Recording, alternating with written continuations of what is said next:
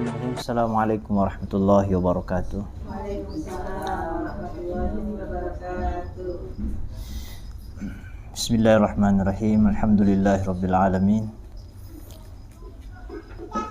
Wassalatu wassalamu ala asyrafil anbiya'i wal mursalin wa ala alihi wa sahbihi ajma'in wa man tabi'ahum bi ihsanin ila yaumiddin. Amma ba'd. Rabbi syrah li sadri wa yassir li amri wa hlul 'uqdatam min lisani yafqahu qawli. Allahumma faqihna fid din wa 'allimna at-ta'wil. Amma ba'd. Ila hadratin Nabi sallallahu alaihi wasallam wa ala alihi wa azwajihi wa dhurriyyatihi wa ahli baitihi wa ila hadrati ikhwani minal anbiya wal mursalin wal awliya wasyuhada'i was salihin was sahabati wat tabi'in wal ulama'il 'amilin musannifin al mukhlasin wa nakhususan Syekh Ibnu Athaillah As-Sakandari rahimahullah. Qaddasallahu sirra wa nawwara dhariyah wa afadha alaina min barakatihi wa ulumihi wa nakhususan kullu syuyukhina wa muallimina wa li asatidina jami'an wa li abaina wa ummahatina syaulillahi lahumul fatihah. A'udzu billahi minasy syaithanir rajim. Bismillahirrahmanirrahim. Alhamdulillahi rabbil alamin arrahmanir rahim maliki yaumiddin iyyaka na'budu wa iyyaka nasta'in ihdinas siratal mustaqim siratal ladzina an'amta 'alaihim ghairil maghdubi 'alaihim waladdallin. Amin. Bismillahirrahmanirrahim. Qala al-muallif rahimahullah ta'ala wa nafa'na bihi wa bi 'ulumihi fid dharain. Amin. Qala, kita sampai ke nomor 14 ya. 14 halaman 27. Sekali lagi kajian nomor ini dari yang nomor belasan ini yang ke atas ini makin pembahasannya sangat dalam ya Bu, dan mohon maaf mungkin jarang kita dengarkan, dan bahkan sebagian orang, bahkan sebagian ustadz, guru, bahkan kiai itu kadang-kadang menghindari menjelaskan ilmu-ilmu seperti ini. Jadi dihindari. Kenapa dihindari? Karena pertama, kebanyakan orang awam itu tidak siap dengan ilmu seperti ini. Yang kedua, memang mudah disalahpahami. Jadi kalau kita nggak mendalam, nggak siap, apalagi nggak punya guru-guru yang membimbing, ilmu ini bisa disalahpahami. Dan kalau sudah disalahpahami, orang bisa tersesat. Maka diantara orang-orang ada yang anti tasawuf misalnya, karena dianggapnya ilmu tasawuf itu ilmu yang sesat. Karena pertama tidak tahu, yang kedua mungkin tidak mendalam, tahu tapi nggak komprehensif ya, nggak mendalam. Karena kalau kita tahu ilmu itu, kita tahu mana yang baik, mana yang tidak baiknya. Jadi biasanya kalau kita membenci sesuatu, apalagi sesuatu yang baik kita benci, itu karena kita nggak tahu. Seperti orang-orang. Biasanya itu kebanyakan orang-orang yang kita benci, itu karena orang-orang yang belum kita kenal baik. Jadi mungkin kita tahu sekilas, kita dengar dari orang gitu biasanya. Ketika kita kenal langsung orangnya, maka kita jadi nggak benci. Jadi membenci sesuatu itu kebanyakannya karena kita nggak tahu, termasuk ilmu ini. Memang agak jarang disampaikan. Tapi kata guru-guru saya Bu, ini kalau ilmu-ilmu tasawuf, ilmu-ilmu hakikat kayak gini, kalau nggak disampaikan, nanti ilmu itu bisa hilang. Jadi bagaimanapun harus disampaikan. Siap nggak siap ya harus disampaikan. Ya, kalau banyak yang menyalahpahami, ada yang menganggapnya sesat apa segala macam, ya itulah risikonya. Tapi ya nggak apa-apa. Yang kedua, ilmu ini kalau maksudnya dianggap tidak ada sama Nabi, misalnya Nabi kan nggak ngajar tasawuf. Sebenarnya bukan Nabi nggak ngajarin tasawuf, Nabi nggak menamakan ilmu itu tasawuf, padahal ilmu itu ada. Jadi kalau ilmu ngajarin bagaimana sahabat tidak cinta dunia, itu tasawuf. Bagaimana Rasulullah ngajarin supaya para sahabat itu nggak berebut harta ghanimah. Itulah tasawuf. Ketika Rasulullah ngajarin sahabatnya untuk tidak membalas, itu kan tasawuf. Tidak dendam. Bahkan Rasulullah ditawarin emas segede gunung atau gunung Uhud jadi emas, lalu beliau menolak. Nah, itu kan inti ajaran tasawuf, supaya orang itu nggak tergila-gila dengan dunia. Jadi sesungguhnya ilmu ini ilmu sederhana, tapi mungkin karena orang nggak kenal dikirain ilmu apa gitu. Padahal ilmu kehidupan yang sesungguhnya. Bagaimana supaya kita hidup nyaman gitu. Orang yang tidak memahami ilmu tasawuf kayak gini, hidupnya itu akan kering karena kayak kaku gitu. Apa-apa harus sesuai berdasarkan syariat. Padahal syariat itu nggak selamanya harus persis gitu. Kadang-kadang kita harus melampaui syariat. Kadang-kadang dalam hidup kita itu harus fikih, ajaran fikih itu nggak cukup gitu. Harus dilengkapi dengan adab, harus dilengkapi dengan etika gitu. Misalnya ini contoh sederhana yang biasa saya contohkan. Kalau dalam fikih, kalau laki-laki gitu mau sholat, itu cukup menutup dari pusar sampai ke lutut gitu. Itu sudah sah sholatnya. Gak perlu pakai peci, pakai koko, apalagi pakai sorban, gak perlu. Kalau fikih. Tapi apakah secara adab sholat dengan hanya menutup pusar sampai lutut itu kan cukup pakai handuk gitu. Nah, apakah itu dibenarkan? Itu dalam satu kondisi mungkin bisa dibenarkan, tapi itu secara fikih. Dan fikih itu nggak cukup ya. Mesti dilengkapi dengan adab, mesti dilengkapi dengan ilmu etika gitu. Maka banyak orang yang berlebihan memahami syariat sampai menghilangkan etika. Misalnya ada orang karena berebut mau sholat di saf pertama, orang-orang dilangkain misalnya. Nah, secara fikih memang betul kita harus berebut saf paling depan kalau sholat berjamaah. Tapi kan apakah dengan mengejar keutamaan itu kita mengabaikan etika gitu. Misalnya ada orang tua kita langkain. Jadi saya itu kadang-kadang membenarkan kalau ada orang mempersilahkan ke saf depan. Jadi mempersilahkan orang lain, Bapak aja di depan. Itu orang itu jangan dikira dia nggak ngerti tentang fadilahnya orang sholat di saf pertama gitu. Jangan-jangan dia ngerti tapi mengutamakan orang lain. Nah, jadi ilmu itu luas, jangan dipahami dengan sempit. Nah, sama Bu, ilmu-ilmu kayak gini tuh kayak jarang disampaikan ya karena ya berat.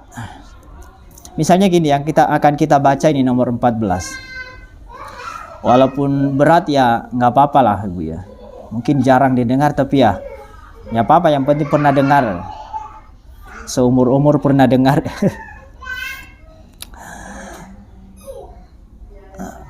Qala al-muallif rahimahullah ta'ala, beliau berkata begini.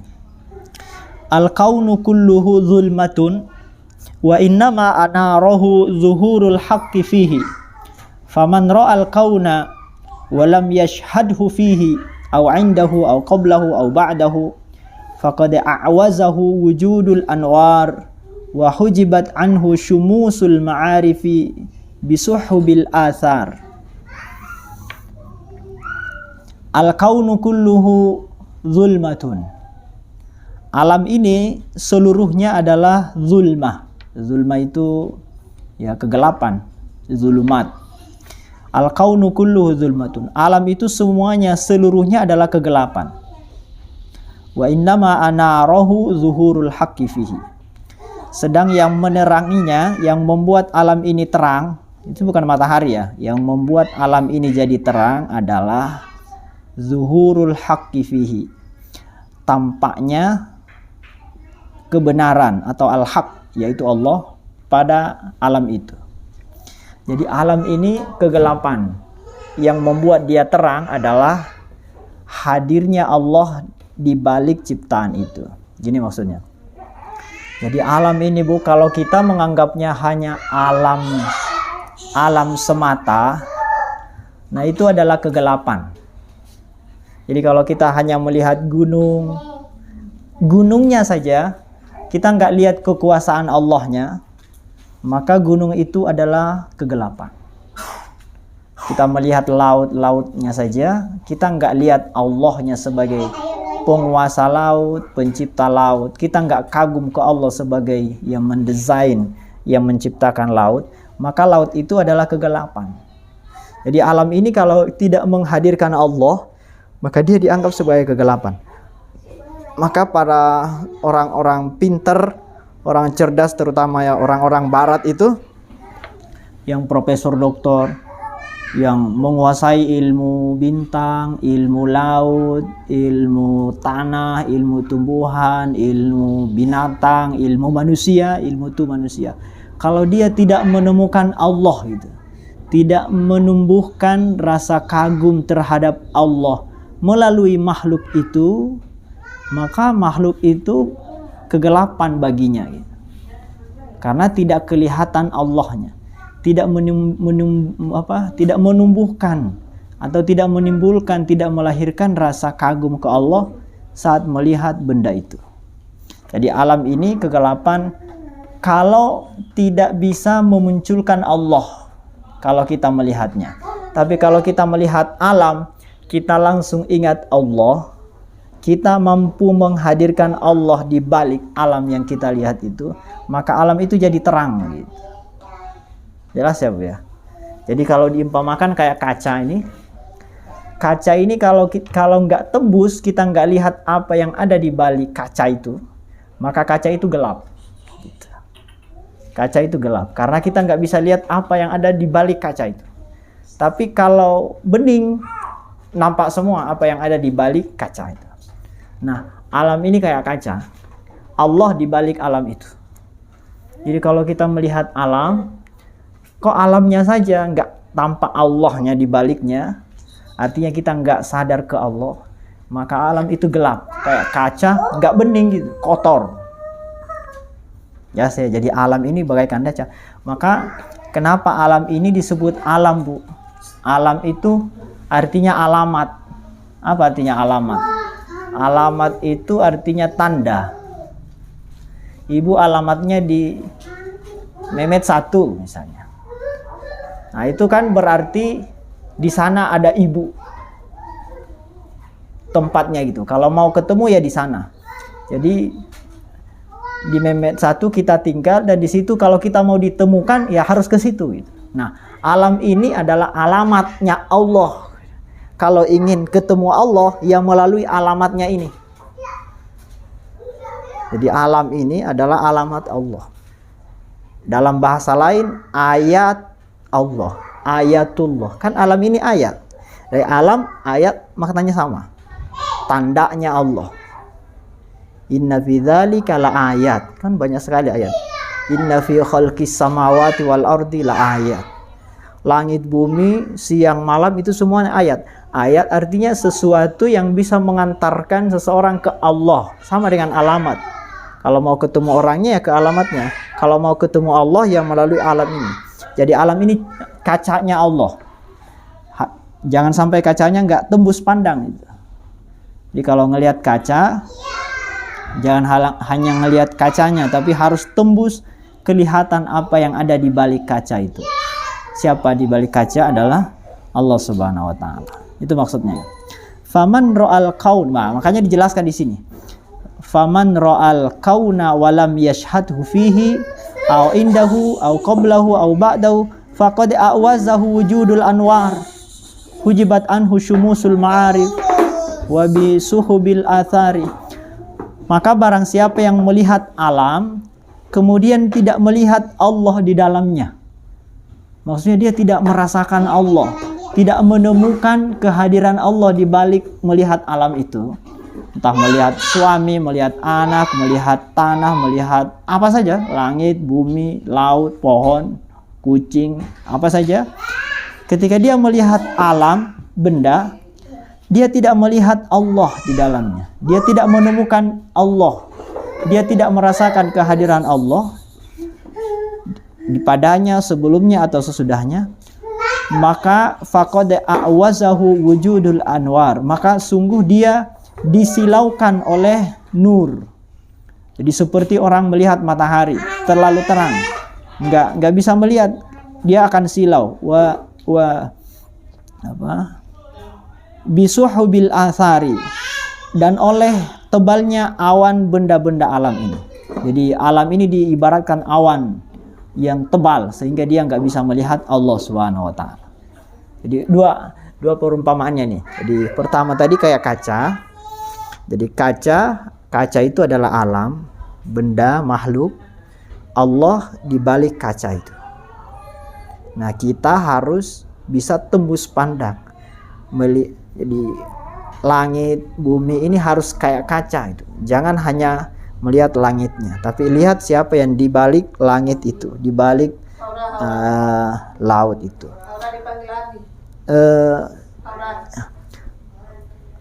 Ilustrasi yang kedua seperti melihat langit gitu, atau matahari, seperti matahari.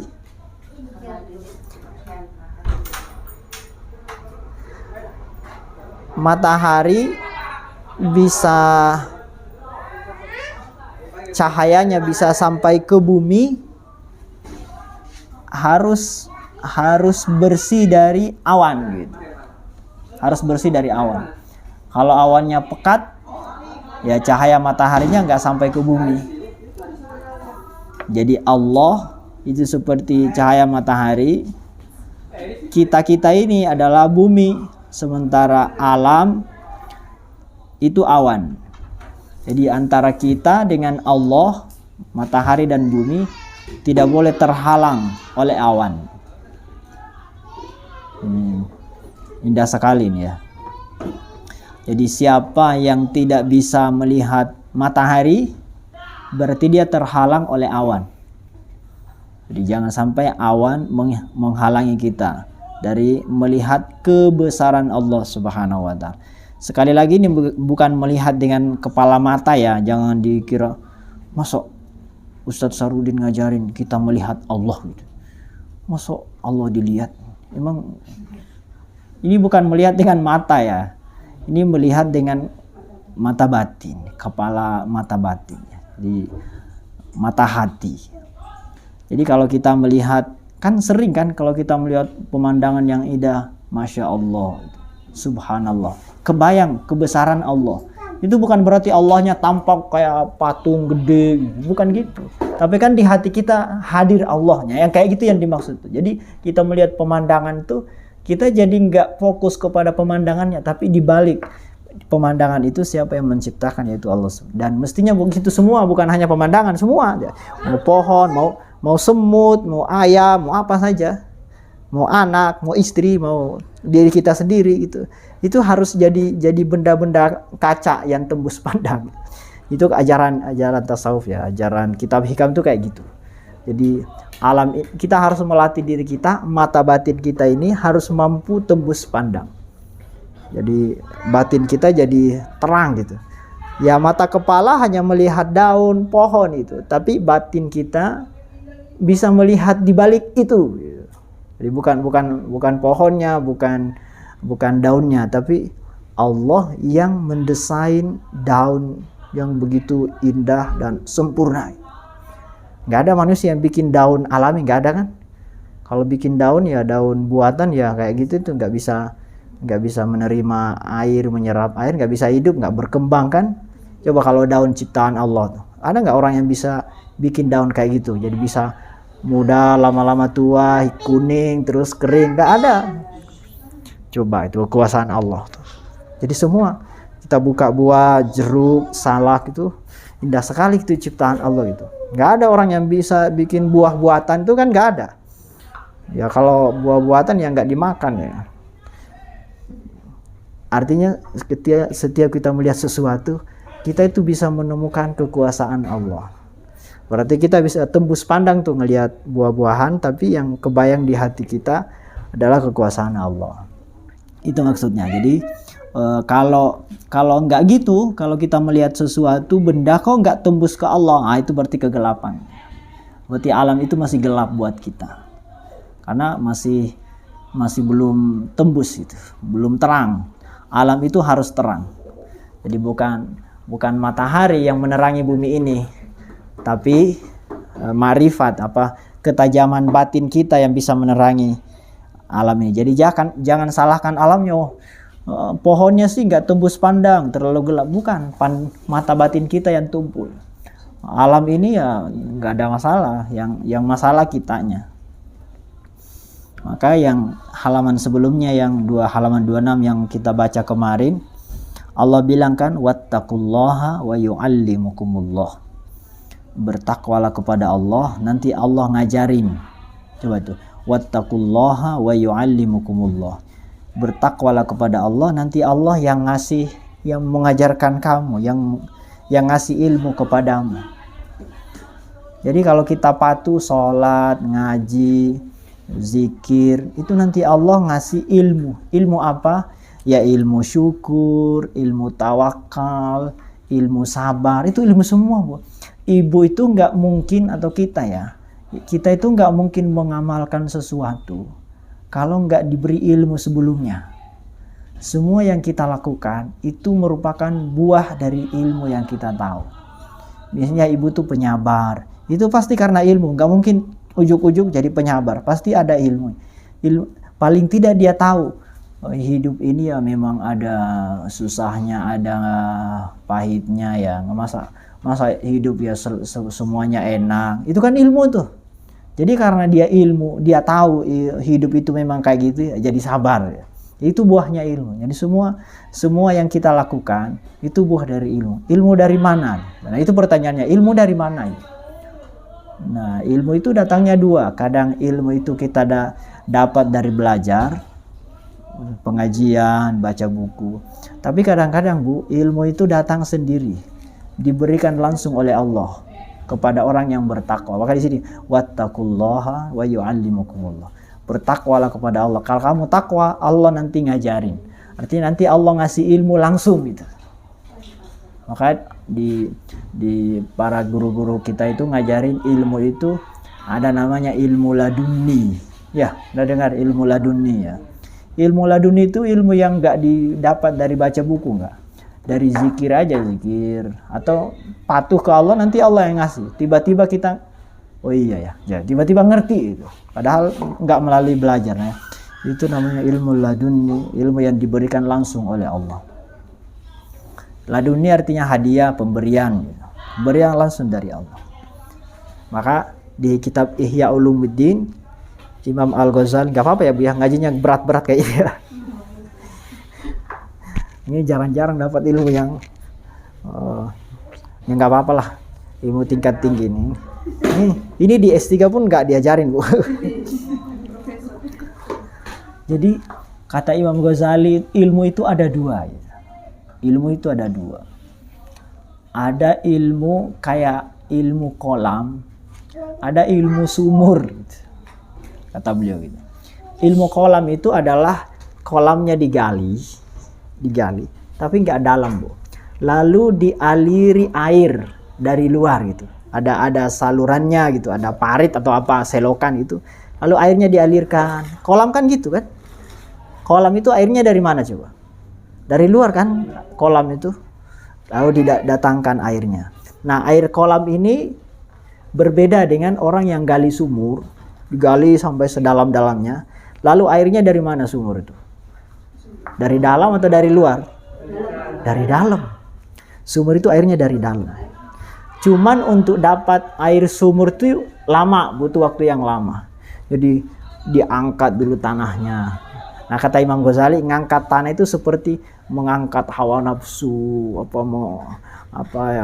mengangkat semua keinginan-keinginan kita harus dibuang ke pikiran-pikiran jahat kita dibuang supaya bersih, supaya datang ilmu dari dalam gitu, kayak sumur.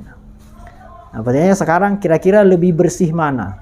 Air kolam atau air sumur? Sumur. Karena kalau air kolam itu ya bisa saja ada kotoran atau apa macam-macam karena dari luar kan. Dan air kolam itu kan nggak bertahan lama. Bisa kalau nggak dijaga ya bisa cepat kering atau cepat kena kotoran. Tapi kalau air sumur terjaga dan bisa awet. Kayak sumur Zam-Zam itu dari udah berapa abad tuh bertahan. Karena sumur dari airnya dari dalam. Nah, ilmu itu kayak gitu. Ada yang jadi kalau ilmu kolam, ilmu yang kita dapat dari pengajian, dari belajar, dari sekolah, pondok. Nah, kalau ilmu sumur enggak, itu ilmu laduni. Ilmu yang didapatkan karena kita dekat dengan Allah, lalu Allah memberikan pemahaman langsung. Nah, kata Imam Ghazali, kita itu mestinya menggunakan dua kapasitas ini. Jangan ilmu kolam semua, kata beliau. Sesekali nyari ilmu sumur. Tapi jangan nunggu air sumur aja. Nanti kalau kita keburu meninggal belum dapat ilmu sumurnya. Gitu.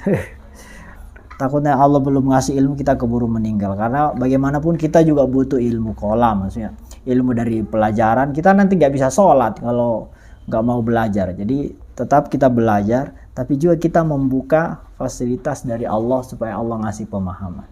Termasuk juga belajar sesungguhnya bagian dari ilmu laduni juga sebenarnya gitu.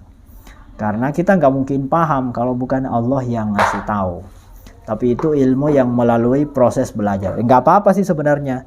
Tapi kata beliau mestinya jangan hanya ilmu dari belajar aja gitu. Ilmu itu banyak.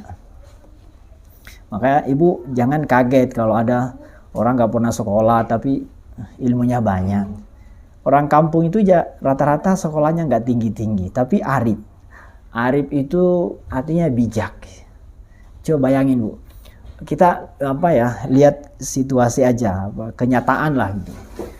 Kalau kita nonton itu kayak pejabat-pejabat di televisi, itu kan sering berantem, sering adu pendapat, sering keluar kata-kata kotor. Padahal itu orang-orang sekolah semua loh. Kalau kita lihat tuh ya lucu aja sih postingan-postingan atau di media gitu. Kadang-kadang kan ada tokoh misalnya, itu kan saling menjatuhkan atau kadang-kadang ada kata-kata yang tidak sewajarnya dilontarkan. Padahal mereka orang-orang sekolah. Artinya kan ilmu tidak menjamin orang itu bijak. Bandingkan dengan orang-orang di kampung yang nggak sekolah, nggak apalagi kuliah. Tapi coba kalau ngobrol tuh, sesama petani ngobrol,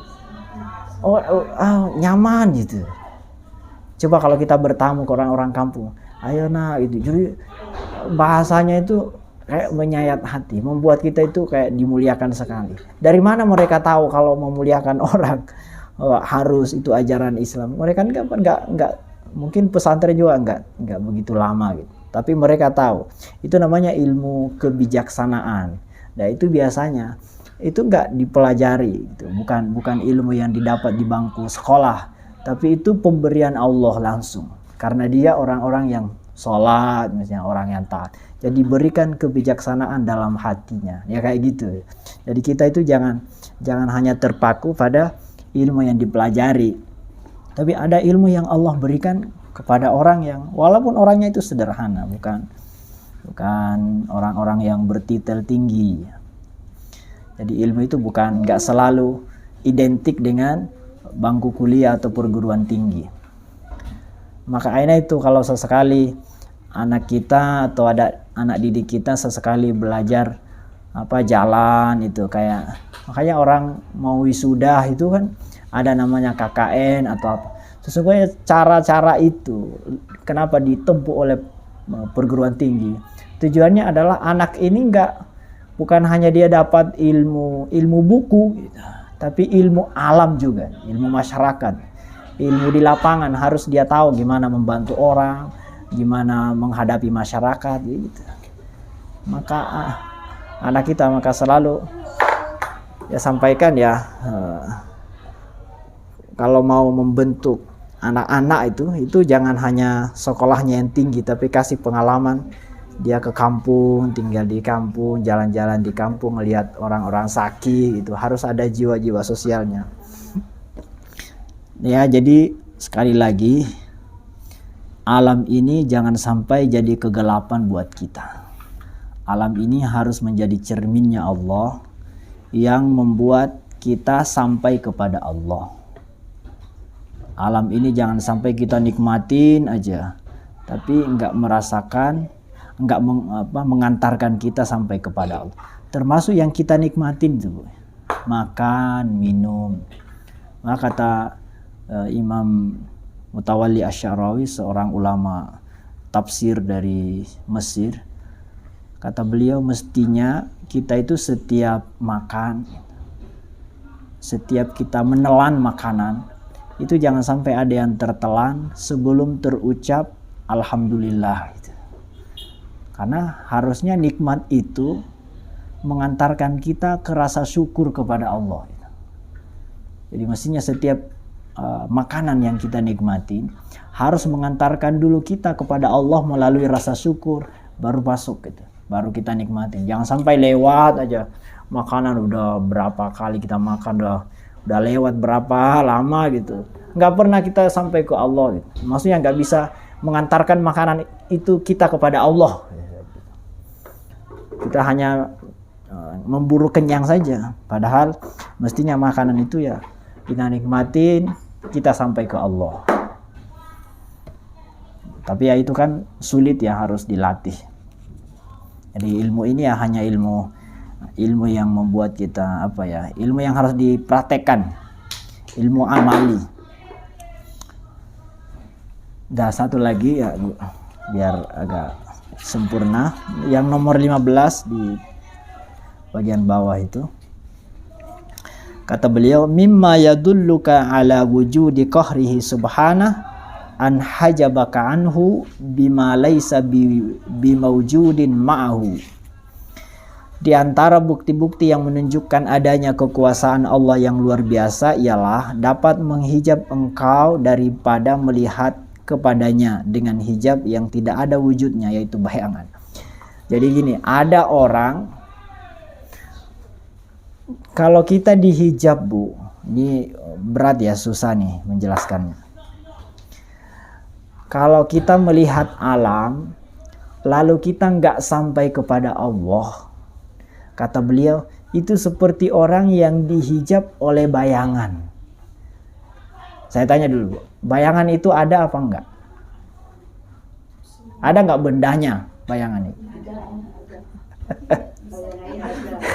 Bayangannya, bendanya ada nggak bayangan? Tapi terlihat kan?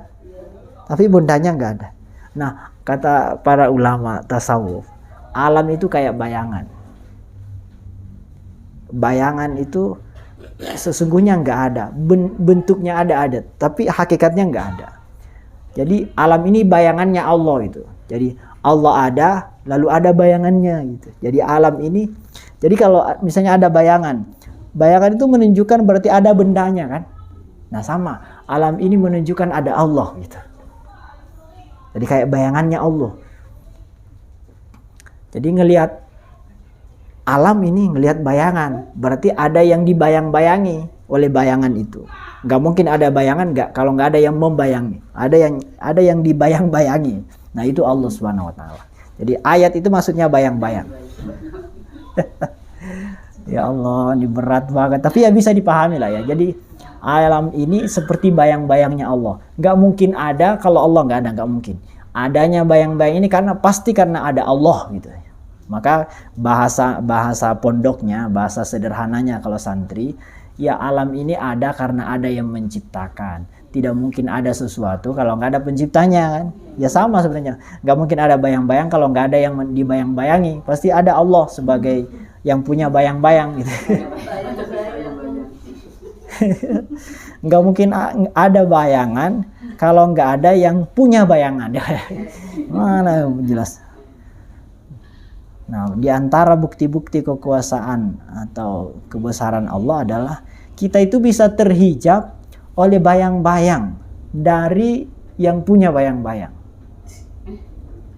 Maksudnya kenapa kita bisa terkecoh oleh bayangan sehingga kita nggak sampai kepada yang punya bayang-bayang? Mestinya kan nggak bisa.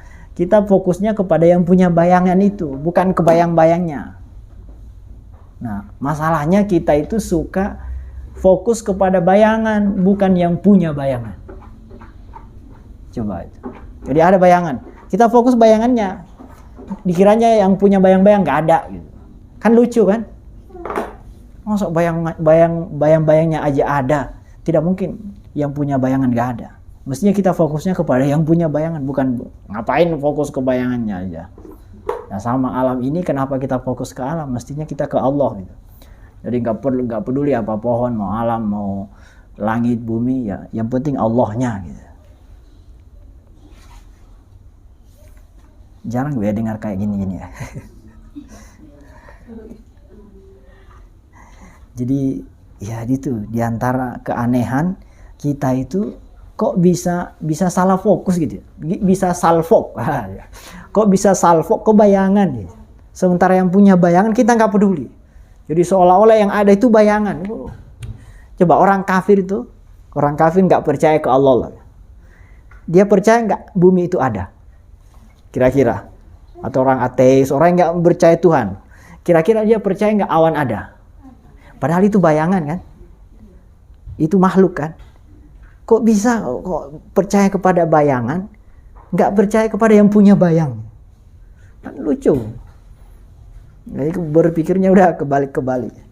Padahal mestinya ini hanya bayangan. Ya Allah, ilustrasi yang indah sekali ya, perumpamaan yang indah. Jadi alam ini ya hanya, maka kenapa orang tasawuf itu ya nggak akan sedih, nggak akan terpengaruh oleh alam, oleh harta yang banyak, kedudukan, karena semua itu bayang-bayang. Semu, bayang-bayang itu kan semu. Yang hakikat itu ya Allah. Wah, ini kan akan sirna semua di dunianya. Bapak, ibu sekaya apapun akan sirna semua sementara. Kan cuma bayang-bayang doang. Yang ada ya Allah SWT.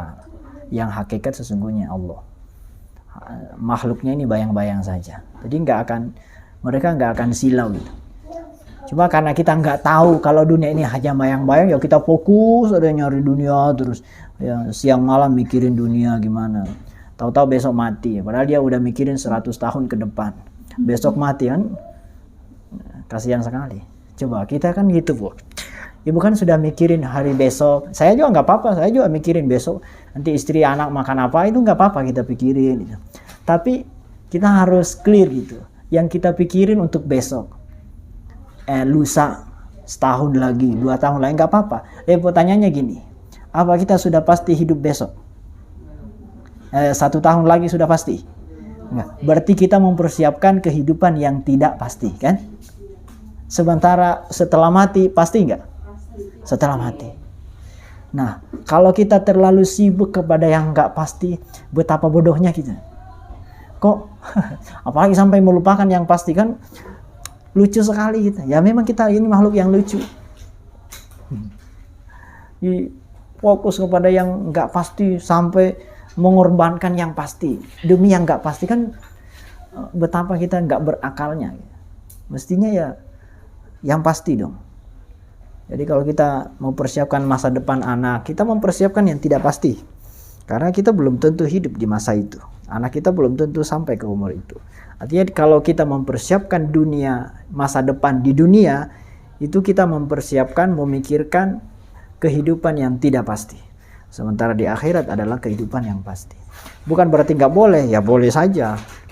Tapi jangan sampai mengalahkan kehidupan yang pasti. Ya. Jangan kebalik-kebalik cara hidup kita itu. Ya sama tadi, alam ini apapun yang ada di dunia ini ya bayangan-bayang saja. Tapi yang nggak usah diposting di Instagram, di Facebook, di status. Hidup ini semuanya adalah bayang-bayang. Waduh. Udah ngeri aja nih. Ada lansi ngaji di mana Bu? Itu aduh. Nanti lama-lama gurunya siapa? Waduh. Jadi itu adalah pandangan-pandangan para ulama-ulama yang bersih hatinya kayak gitu. Dia melihat dunia itu kayak gitu. Pertama tadi ya kayak kaca yang ya jangan sampai menutupi kita dari Allah. Ya kaca saja, harus bening. Jadi nggak fokus kepada alam, tapi fokus kepada Allahnya. Dari makanan apapun, ya semewah apapun, ya yang dipikir ya manfaatnya makan itu. Nggak perlu mereknya apa, restorannya namanya apa, ya Nggak penting sebenarnya, yang penting ya manfaatnya halal apa kan itu. Tapi ya nggak apa-apa, nyari restoran mewah ya nggak apa-apa sih selama di dunia. Tapi ya jangan sampai kita melalaikan dari yang hakikat, yang pasti. Ya dunia kayak gitu ya, dunia kadang datang pergi ya biasa aja, itu cuman bayang-bayang, akan hilang. Pada saatnya nanti akan hilang semua. Yang ada adalah Allah Subhanahu wa taala. Maka jangan sampai semua ini melalaikan kita dari Allah. Jangan sampai bayang-bayang membuat kita lupa terhadap yang punya bayang-bayang. Udah gitu. Tadi ngaji kita ini bayang-bayang. Ya Allah. Ya, lucu kita itu sering dihalangi oleh bayang-bayang atau dihalangi oleh kaca yang harusnya tembus pandang. Ya, mudah-mudahan kita semakin bijak lah ya. Dalam menghadapi orang juga kita akan bijak. Karena kalau orang tembus pandang itu, dia akan nggak akan berani menghina siapapun. Karena kalau dia berhadapan dengan orang, yang dia lihat itu bukan orangnya, kan udah tembus. Yang dia lihat adalah ini ciptaannya Allah. Nah kalau ibu misalnya menghina tetangga, itu tetangga ciptaan siapa ya? Allah. Berarti kalau kita menghina dia, menghina ciptaannya Allah. Sementara kita mencintai Allah. Jadi kita mencintai, lalu kita membenci ciptaannya yang kita cintai. Masuk akal nggak?